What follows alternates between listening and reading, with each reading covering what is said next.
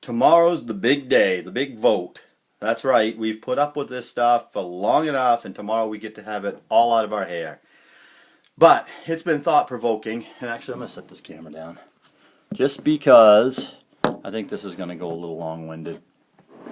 Because it can go off on so many tangents. In fact, we'll just sit right down right here.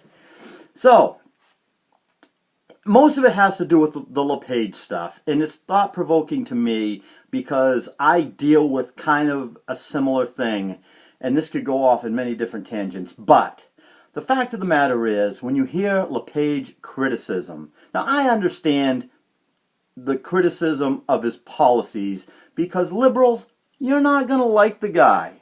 You didn't sign up for what he said he was going to do. He was going to cut, and he was going to remove things, and he was going to get rid of all the goodies that you people live for. So you're going to hate the man. I get that. He's not in lockstep with your way of thinking and what you want to see government to be. That's fine.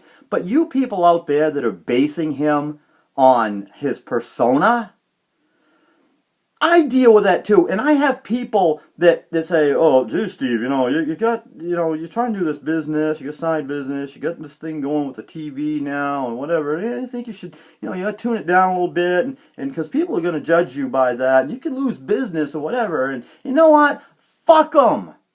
Seriously, I am not going to live my life based on other people's rules. I get mine. You've got yours.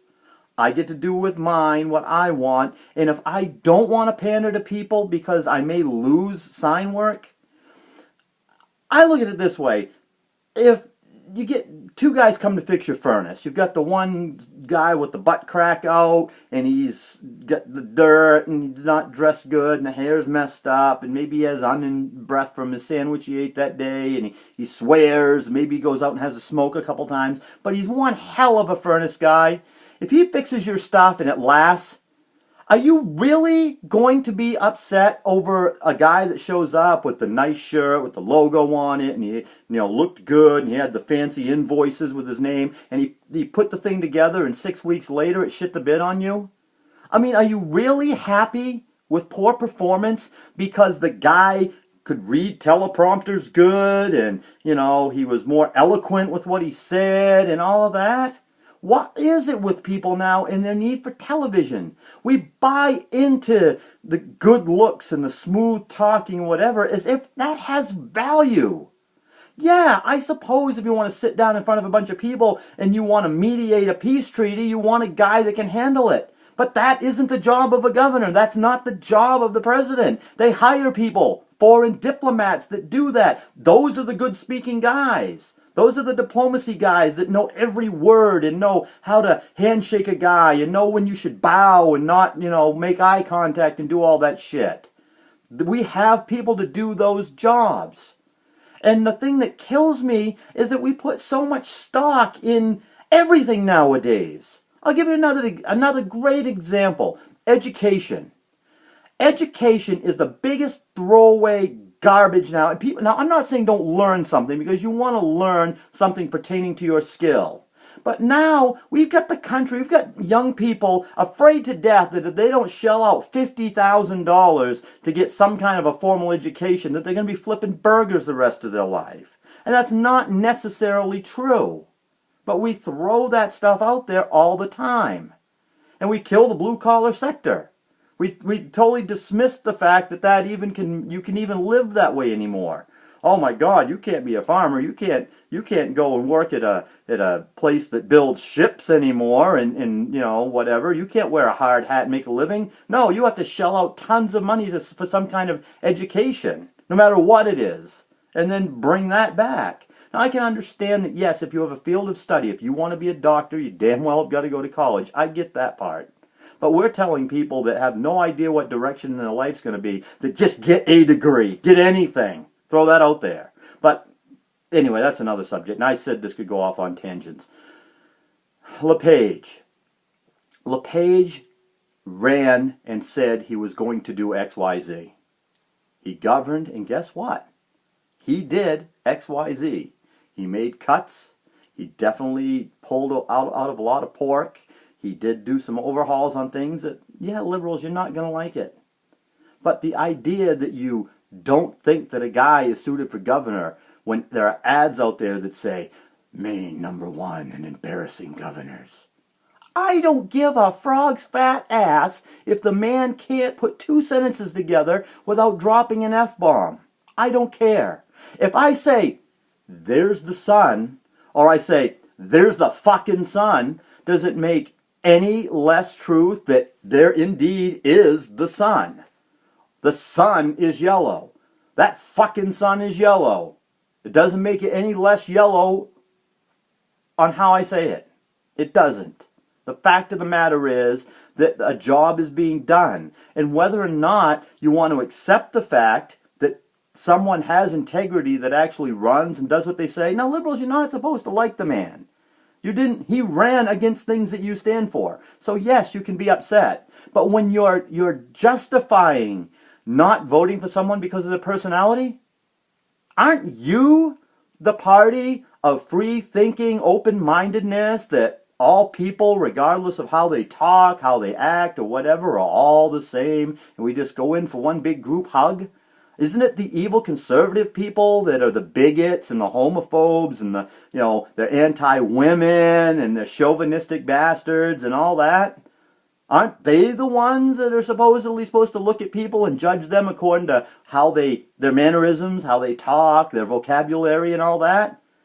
When you're the ones who do it all the time. You're the ones who picked Obama, the prompter reader, over George Bush, the guy that can't form 3 sentences without screwing it up. But you judged him because, well, look at him talk, he's an idiot. But you're not the judgmental party. That's what makes me laugh. And the people who down LePage because, oh my God, listen to him. I don't give a goddamn. The man fixed my furnace. That's what I care about. I don't care if he had tobacco stains on his shirt. I don't care if he dropped F-bombs. The fact of the matter is my house is warm. That's what I care about. And if you're going to vote the show, the grand illusion that slick people who talk good are better than people who don't, then you're voting foolishly. That's why we get shitty leaders. We get good talkers with no action. We get people who don't do anything for us. Because we vote the best looking face on TV. The sharpest dressed guy with the best vocabulary. Because he makes us feel good. Because those are the better people. But those are the best liars. They're the best people who can persuade people into believing their bullshit. They're the TV evangelists who look good and talk bullshit, and old people send them their money and then they laugh all the way to the bank because they fucked them. Yet we eat it up. Give us more of that. More TV, more good talkers. That's what we want. And then they rip us off. How stupid we are as a country for that. I vote the guy who fixes the furnace. Yes, he doesn't talk well, and I deal with it all the time. I get chastised all the time myself, and maybe that's why I'm biased. Because you know what? If they watch this video, and I've got cases of this right now, where people have seen my Facebook, and they don't want this guy. They don't want the antagonistic guy who maybe doesn't align with their politics, or maybe who's abrasive, or he does his videos and he swears and he drops F-bombs and, he thinks he's funny sometimes but he's not, or he aggravates me at times. I don't want that guy. I don't want him doing my work. Well, guess what? You're fucking missing out. Because whether or not these videos piss you off, if you want the guy that doesn't piss you off, but he does a shitty job making signs, or you want the guy, or tolerate the guy who drops a few F-bombs, but he does a goddamn good job and I like his work, you're not buying a PR guy. You're not buying the guy that you're going to take home and show your parents and have to say, okay, here he is, Mom and Dad, do you like him? No, you're buying a guy to make your fucking signs, and that's exactly what I am. I'm that guy. No more, no less in business. And if people don't like that, then fine, because I have a life. I have an occupation. Cat made it into the video. Yes, the streak's alive. I have an occupation, I do it well, and I could give a rat's fat frog ass if people don't like how I am or talk or whatever. If they don't like the way I live, they don't have to order my signs, but I'm not going to try to kiss people's ass. There's too many people out there that do it. They want everybody on social media to like them. They want everybody to think they're upbeat. They want to they got to persuade everybody that I'm this way, like they never have a bad day or whatever. Fuck that. This is what I am. This is what you get. Drew Bledsoe shirt and all, because I don't own a Tom Brady one. Couldn't afford it because of that fucking LePage. Oh, anyway, no, I just never bought into the Tom Brady thing about having to have Brady gear, even though I really like Brady. I don't know. This is the only Patriots. I have a Teddy Bruschi shirt, too. But anyway, fuck, what are we talking about? That's my rant.